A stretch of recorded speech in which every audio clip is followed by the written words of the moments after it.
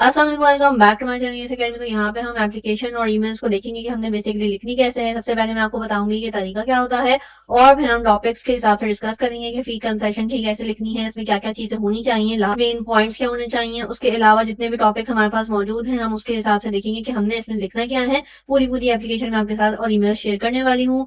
सो इस वीडियो को पूरा देखिएगा, आपको बहुत इंग्लिश ग्रामर के पेपर में हेल्प करने वाले हैं। सबसे पहले हमने देखना है कि एप्लीकेशन का पैटर्न जो है वो क्या होता है, कि स्टैंडर्ड एप्लीकेशन में और एक नॉर्मल एप्लीकेशन में क्या फर्क होता है। तो सबसे पहले हमें पता है कि सबसे पहले हमें स्टार्ट करना होता है लेफ्ट हैंड साइड से। टू लिखेंगे, कॉमा डालेंगे। ये छोटी छोटी चीजें ही आपके नंबर्स बढ़ाती हैं और यही चीजें कम भी कर देती हैं अगर आप इसको सही से इस्तेमाल नहीं करेंगे। तो यहाँ पे हमारे पास सबसे पहले हमने लिखना है टू, फिर हमने कॉमा डालना है।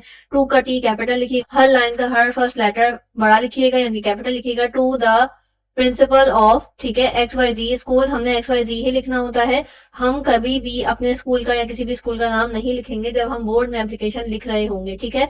उसके बाद यहाँ पे लिखना है आपने कराची, और कराची एज इट इज आएगा और यहाँ पे फुल स्टॉप है, ठीक है। ये बहुत छोटी छोटी चीजें हैं और बहुत इंपॉर्टेंट है। इस टाइम पे ये टिप्स आपको कोई भी नहीं दे रहा जो मैं इस वक्त दे रही हूँ, क्योंकि लास्ट टाइम इंग्लिश ग्रामर में स्टूडेंट्स के नंबर बहुत ज्यादा कम आए थे जिसकी वजह से उनकी परसेंटेज बहुत कम हो गई थी। तो ये आप ग्रामर में थोड़ी सी तवज्जो दें ताकि आपके इंग्लिश में भी नंबर्स कवर हो जाएं।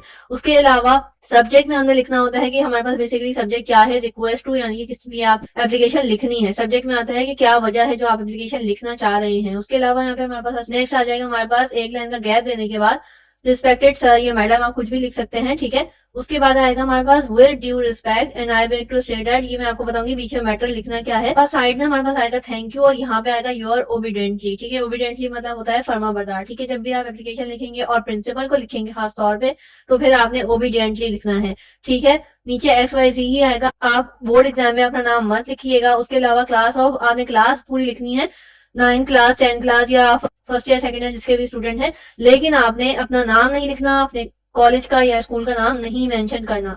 डेट आपने उसी दिन की डालनी है जो आपकी डेट वहां पे जिस दिन आप एप्लीकेशन लिख रहे हो यानी कि बोर्ड में लिख रहे हो, ठीक है। वही मंथ, वही साल और वही डेट होनी चाहिए। सो आई होप कि आपको थोड़ा सा क्लियर हो गया होगा। हमारे पास आ गया एक और फॉर्मेट जो कि एग्जैक्टली वही है। यहाँ पे मैंने आपको फिल करके दिखाया हुआ है कि स्टैंडर्ड फॉर्मेट होता क्या है। आपने डेट हमेशा इस तरह से लिखनी है, 17, 16, 15, 3rd, 1st, इस तरह से, ठीक है।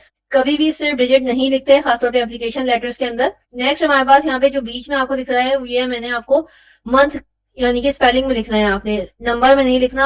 उसके अलावा फिर आएगा आपके पास यहाँ पे कॉमा और फिर आपका आएगा एयर, फिर फुल स्टॉप। इन चीजों को आपने बहुत ख्याल से लिखना है। प्रिंसिपल ऐसे ही आएगा, प्रिंसिपल का नाम नहीं लिखना। एबीसी या एफएससी स्कूल आप लिख सकते हैं यहाँ पे ऊपर। अगर आप एबीसी लिख रहे हैं तो फिर नीचे आपने जब यहाँ पे लिखना है तो ये एक्स वाई जी आएगा, ठीक है। उसके अलावा सब्जेक्ट आपने बीच में लिखना है और क्या लिखना है, रिक्वेस्ट फॉर फी कंसेशन या जो भी टॉपिक आपको दिया जाएगा, ठीक है।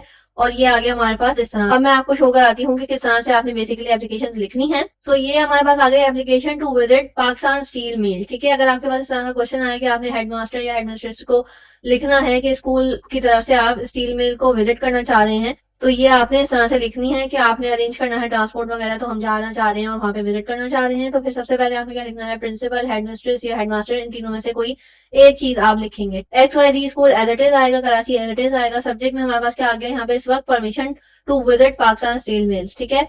रिस्पेक्टेड मैडम या सर में से कोई एक चीज लिखिएगा।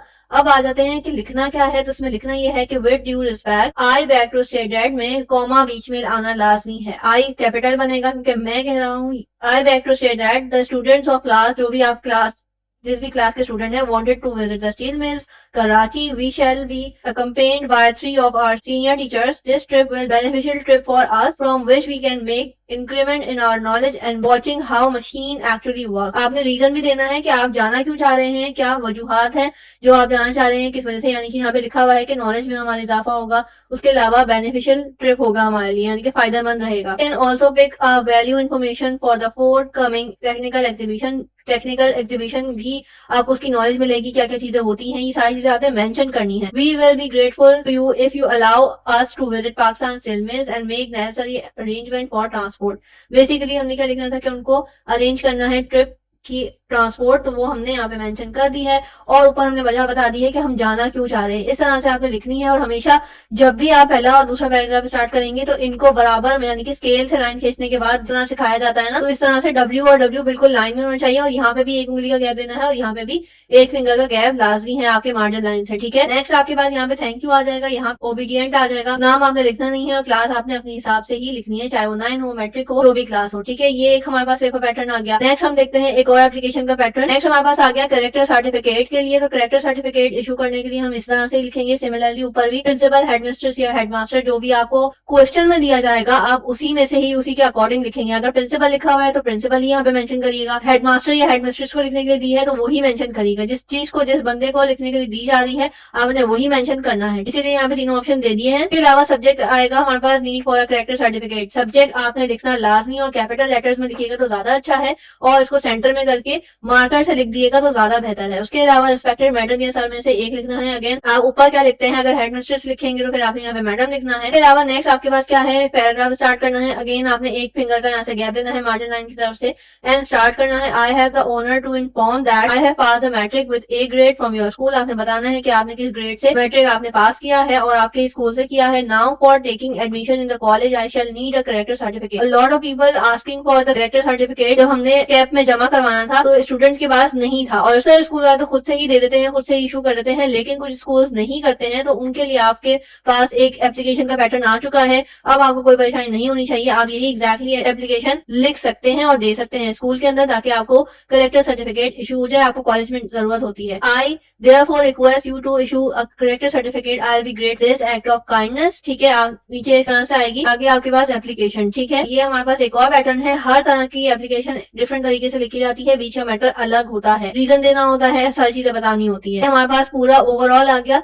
जो कि फिल आउट है। ये हमारे पास है ट्रांसफर सर्टिफिकेट की। सो यहाँ पे आपने बीच में क्या लिखना है, अब आप बीच की जो पैराग्राफ्स हैं वो आप कंपेयर करते जाएं। पहले वाले में हमने कुछ और रीजनिंग दी थी जो ट्रिप वाला था, करेक्टर सर्टिफिकेट की थी तो वो एक अलग चीज थी जिसमें हमने बताया था कि हमने मैट्रिक वगैरह पास कर लिया है। अब हमारे पास है ट्रांसफर सर्टिफिकेट की, तो इसमें देखते हैं क्या लिखा हुआ है। I am the student of your school studying in the class 9th at the present. I feel extremely sorry to inform you that I shall not be able to prolong my studies in your esteemed school as my father is leaving with all the members of the family to Oman in connection with a job। यानी कि मेरे father की जो है वो Oman में job हो गई है और वो पूरी फैमिली के साथ जाहिर है हम शिफ्ट हो रहे हैं, तो मैं आपके स्कूल में तालीम जारी नहीं कर सकूंगा। Therefore under the above circumstances I would request you to issue a certificate, transfer certificate which will be enable me to seek the admission in school in Oman। हम स्कूल जो है वो शिफ्ट करना चाह रहे हैं, ओमान में मैं एडमिशन ले सकूंगा, इसलिए मुझे ट्रांसफर सर्टिफिकेट दे दीजिए। ठीक है, क्योंकि जब भी आप किसी और स्कूल में शिफ्ट होते हैं या ट्रांसफर करते हैं या एडमिशन लेते हैं तो हमेशा ट्रांसफर सर्टिफिकेट लिया जाता है। इवन आप कराची से कराची के स्कूल में किसी से शिफ्ट हो रहे हैं, कोई स्कूल तब्दील कर रहे हैं तो आपको लाजमी तौर पर ये चाहिए होता है। मोस्टली स्कूल बगैर ट्रांसफर सर्टिफिकेट के नहीं देते हैं एडमिशन, ठीक है। तो ये आगे हमारे पास एक और, तो ये थे हमारे पास एप्लीकेशन के पैटर्न्स। अब देखते हैं ईमेल्स, फॉर्मल और फॉर्मल दोनों ही होती हैं। तो हमारे पास ये कुछ टॉपिक्स हैं, इसको देखते हैं, डिस्कस करते हैं। तो ईमेल कुछ इस तरह से लिखी जाती है। जब भी आप जीमेल अपना खोलते हैं उस पर कंपोज का एक ऑप्शन आ रहा होता है, जैसे ही आप इस पर क्लिक करते हैं तो यहाँ पे हमारे पास आ रहा होता है कि आपने किसको भेजनी है, यानी कि जिस बंदे को भेजनी है उसकी ईमेल यहाँ पे लिखी जाती है। एड्रेस, ईमेल एड्रेस यहाँ पे शो किया जाता है, फिर उसका यहाँ पे लिखा जाता है जैसे हमने एप्लीकेशन में लिखा था। सिमिलरली जो भी वजह होती है ईमेल में वो यहाँ पे मेंशन की जाती है। उसके अलावा मेन बॉडी यानी कि आप किस वजह से ईमेल लिख रहे हैं, क्या वजूहात है, वो आपने यहाँ पे मेंशन करनी होती हैं। और यहाँ से आपका जो ब्लू बटन है यहाँ से सेंड की जाती है, ठीक है। ओवरऑल अगर आपने वर्ड, MS वर्ड यूज किया होगा तो वो कुछ इस तरह से ही होता है। तो टेक्स्ट के लिए आपको प्रॉब्लम नहीं होनी चाहिए। यहाँ से जो है आपके टेक्स्ट जो है वो बोल्ड हो जाता है, इटैलिक हो जाता है, अंडरलाइन हो जाती है, कोई भी चीज है, हेडिंग है, मेन बात है, हाईलाइटर से हाईलाइट कर सकते हैं कोई भी मेन बात। उसके अलावा कलर आ गया, यहाँ पे टेक्स्ट का अलाइनमेंट आ गई और आपने ओवरऑल साइज वगैरह सब कुछ इससे ही कंट्रोल कर सकते हैं। तो ये आ गया हमारे पास ओवरऑल एक लुक ईमेल की। अब देखते हैं लिखते कैसे हैं इसको। तो यहाँ पे सबसे पहले एक इनफॉर्मल ईमेल आ गई है, तो इसमें क्या लिखना है, write an informal email to the friend या class fellow asking requesting for a sport day practice. ठीक है, तो आपने सबसे पहले यहाँ पे एक ईमेल दे दी किसी की भी, जो भी आपका दोस्त है और जो आप लिख रहे हैं, ठीक है। उसके अलावा सब्जेक्ट आपने यहाँ पे दे दिया, उसके बाद आपने स्टार्ट कैसे करनी है, अस्सलाम वालेकुम, एक काइंड ऑफ अ लेटर ही होता है ये। वजूहात बतानी होती है, please let me know whether you will be going to school next Saturday for sport day, यानी कि हम पूछना चाह रहे हैं कि तुम जाओगे नेक्स्ट सैटरडे को, तो स्पोर्ट डे हो रहा है। If you are going we can plan to go together, हम प्लान कर सकते हैं साथ जाने के लिए। Otherwise I have asked my brother to go with me, otherwise अगर तुम नहीं जाओगे तो फिर मैं अपने भाई से पूछूंगा जाने के लिए। और यहाँ पे आपने अपना नाम लिख दिया, that is it. Again depend करता है कि आपने किस लिए मतलब लिखी है और क्या जो है वजह है, क्या टॉपिक है, उसी हिसाब से बीच का मैटर लिखा जाता है। सिमिलरली यहाँ पे भी आ गया मैथ्स होमवर्क के लिए, तो dear Adil, I am having some difficulty in solving some of the maths problem that our teacher gave us as a holiday homework. जैसे कि वेकेशन मिलने वाला है तो आपको इस तरह की डिफिकल्टीज आती हैं जब आप वेकेशन को सॉल्व कर रहे होते हो, सो ये एप्लीकेशन उस टाइम के लिए है। I know you are very good at math, so one, I need your help. We can work at my place or yours, whatever is convenient for you. Please let me know the date and the time so that I can plan my other things accordingly. ठीक है, इसके बारे में हमने बात की है कि हमें डिफिकल्टी हो रही है मैथ्स का होमवर्क करने में, जो कि वेकेशन में मिला है, हॉलीडेज में मिला है। और फिर हमने क्या किया है, उसको बोला है कि जो भी आपका कन्वीनियंट टाइम हो आप मुझे बता दें, ताकि मैं बाकी काम अपने जो है उसके अकॉर्डिंग प्लान कर लूँ। एक और इनफॉर्मल ईमेल आ गई। अब आप इसमें देख सकते हैं कि काफी ज्यादा बंदों को एक साथ भेजी गई है। दैट मीन्स कि आप बहुत सारे स्टूडेंट्स को, बहुत सारे फ्रेंड्स को एक साथ ईमेल कर सकते हैं। अब ये क्या है, वेडिंग इन्विटेशन है। This is inform you that the Saira's brother is getting married on Sunday. Date और दिन वगैरह बता दिया, टाइम हमने बता दिया। Since she is very busy, क्योंकि वो बहुत बिजी है, she has asked me to invite you all. Friends को उसने बोला है कि तुम इनवाइट कर दो। We can all meet at my house by 12 noon. सारे मेरे घर आ जाओ ताकि हम वहाँ पे मीट कर लें, मिल लें यानी कि। एंड उसके बाद फिर हम सायरा के घर चले जाएंगे मिलके, टुगेदर मतलब हम सब मिलके। Please let me know if you are planning to go out और नॉट। तुम लोग मुझे बताओ कि तुम लोग जा रहे हो या नहीं जा रहे हो, कि काफी सारे उसने फ्रेंड्स को भेजा है। So that we do not wait for someone who is not coming, हम ताकि किसी और का वेट ना करें जो आ ही नहीं रहा है, ठीक है।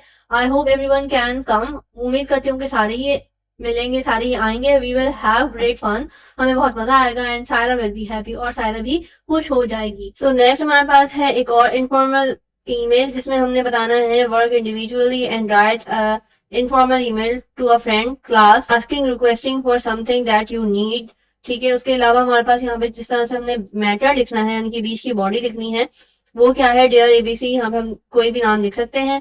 I am facing a problem and I need your help, मैं जो है वो किसी चीज में प्रॉब्लम फेस कर रहा हूँ, मुझे तुम्हारी जरूरत है। Due to death of my grandfather, मेरे दादा की जो है वो डेथ हो गई थी। My parents left for Islamabad last night and tomorrow is the last day for the submission of exam form. कल रात को मेरे पेरेंट्स इस्लामाबाद चले गए हैं और अब कल जो है वो एग्जाम फॉर्म की लास्ट डेट है सबमिशन की। We have to submit admission form along with 500 rupees, जो है एडमिशन फॉर्म जमा कराना है। कैसे कराना है, 500 रुपए फीस के साथ। I would be grateful to you if you lend me 500 rupees, यानी कि 500 रुपए की जरूरत, तो मुझे उधार दे दो। Which I would return you when my parents come back to my home at my earliest, जैसे ही मेरे पेरेंट्स वापस आते हैं तो मैं तुम्हें जल्द अज जल्द उसको लौटा दूंगा, उस 500 रुपए को। यहाँ पे आगे हमारे पास वेटिंग फॉर योर रिप्लाई, जैसे ही तुम अगर विलिंग हो मुझे देने के लिए तो मुझे फौरन से रिप्लाई करो, मैं तुम्हारे रिप्लाई का वेट कर रहा हूँ। Regard XYZ। तो ये थी एक और इनफॉर्मल ईमेल का पैटर्न। सो ये सारी ईमेल जो है वो इसलिए बताई गई हैं कि आपको एटलीस्ट आइडिया हो जाए कि किस टॉपिक पे किस तरह से बात करनी है। पहले उसका हाल चाल पूछना है, फिर अपनी प्रॉब्लम बतानी है,